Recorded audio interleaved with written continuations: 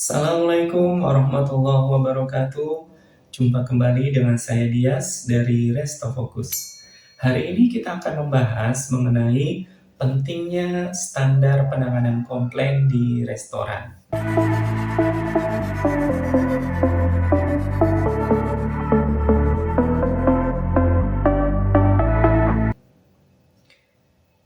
Terkadang kita menemukan bahwa untuk satu jenis kasus komplain yang sama ternyata bisa ditangani dengan cara yang berbeda ketika yang melakukan handling atau penanganan itu adalah orang yang berbeda. Contoh kasus, ada pelanggan yang komplain bahwa bumbu gado-gadonya kurang. Ketika ditangani oleh leader A, maka leader A memberikan solusi untuk menambahkan bumbu gado-gadonya. Di lain waktu, ada pelanggan yang juga komplain dengan hal yang sama, yaitu bumbu gado-gadonya kurang. Kebetulan leader A tidak ada di tempat, yang ada adalah leader B. Ketika ditangani oleh leader B, maka solusi yang diberikan oleh leader B adalah mengganti gado-gado yang dikomplain tersebut. Padahal jenis komplainnya sama, yaitu bumbu gado-gado kurang. Tapi ketika ditangani oleh orang yang berbeda, maka cara penanganannya menjadi berbeda. Leader A memberikan solusi untuk hanya menambahkan bumbu gado-gadonya saja, sementara leader B memberikan solusi untuk mengganti gado-gado yang dikomplain tersebut, yang kurang bumbunya tersebut, dengan gado-gado yang baru.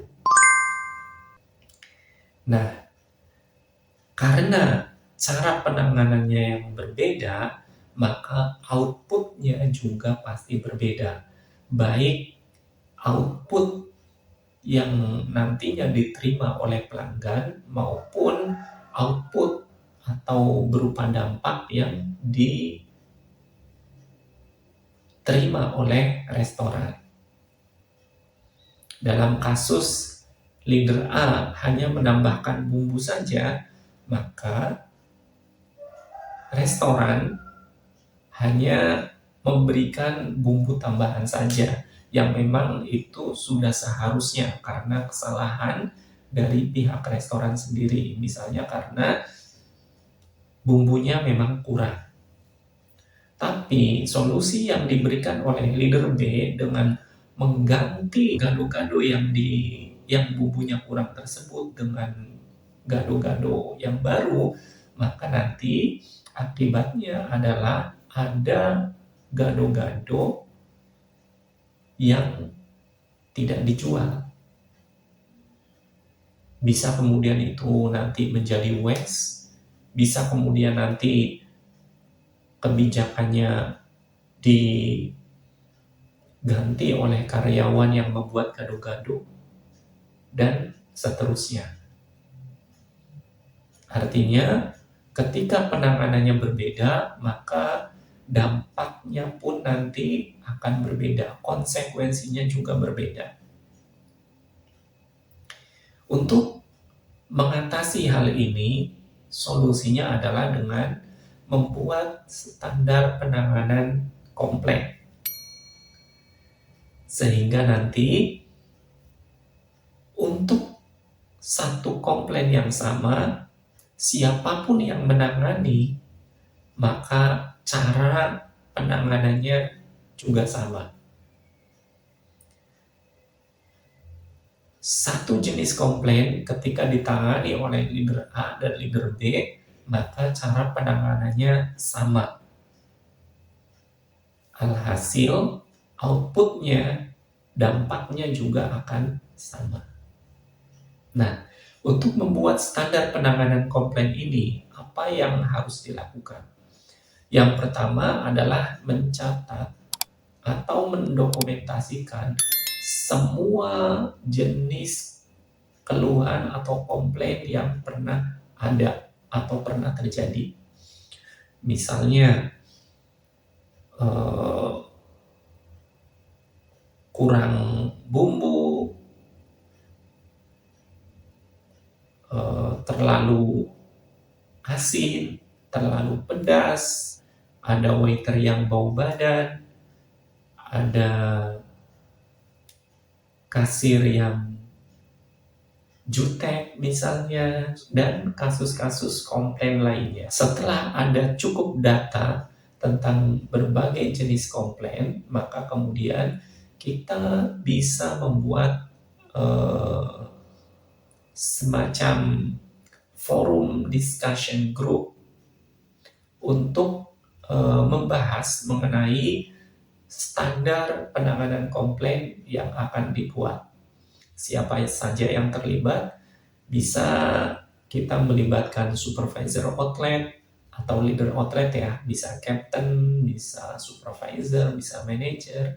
Kemudian juga melibatkan area atau operation manager, kemudian melibatkan juga finance and accounting manager, kemudian HR manager juga bisa kita libatkan. Untuk leader SPV atau manager outlet bisa memberikan informasi mengenai komplain apa saja yang pernah terjadi. Kemudian dari operation manager juga bisa menambahkan contoh-contoh komplain lain atau yang pernah atau berpotensi terjadi.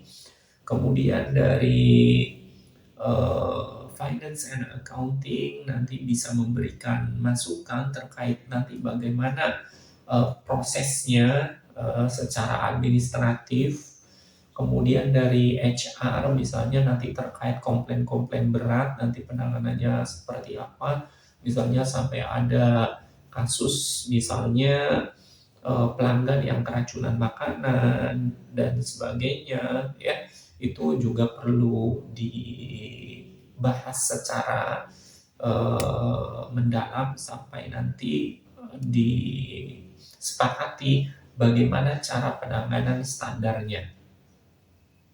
Nah, setelah semua pihak yang terkait sudah bertemu, kemudian dibuat forum discussion group, barulah kemudian disepakati cara penanganan standarnya. Dengan adanya standar penanganan komplain pelanggan, maka nanti siapapun karyawannya, siapapun leadernya, ketika terjadi satu jenis komplain, maka cara penanganannya menjadi sama. Ketika cara penanganannya sama, maka output atau dampaknya akan relatif sama, baik yang diterima oleh pelanggan maupun yang diterima atau yang menjadi konsekuensi bagi restoran, bagi perusahaan. Sampai di sini dulu untuk pembahasan kali ini. Jika dari sahabat ada yang ingin ditanyakan, silakan untuk tulis di kolom komentar. Saya tunggu ya. Terima kasih. Assalamualaikum warahmatullahi wabarakatuh.